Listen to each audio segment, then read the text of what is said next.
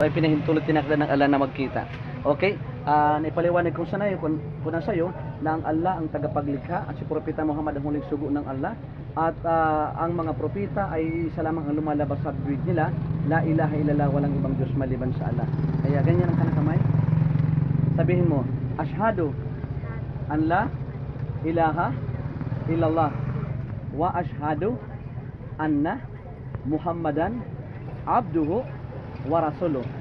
Ako'y sumasaksi at naniniwala na walang ibang Diyos na dapat sambahin maliban sa Allah. Ako'y sumasaksi at naniniwala na si Propeta Muhammad ay huling sugo ng Allah. Allahu Akbar. Ngayon, magkakapanalig na tayo sa pananampalataya. Kapanalig natin si Birhen Maria, si Hesus Kristo, lahat ng mga propeta, lahat ng mga disipulo, sa pagkatunay nga na there is only one God. Meron nga ako nabasa sa Biblia, sabi doon, sa 1 Timothy chapter 2 verse 5, for there is only one God and one mediator between God and man. The man, tao si Jesus Christ. At there is only one God. Ibig sabihin singular. Opo. Sige, Assalamualaikum. Sabihin mo, wa alaikumussalam.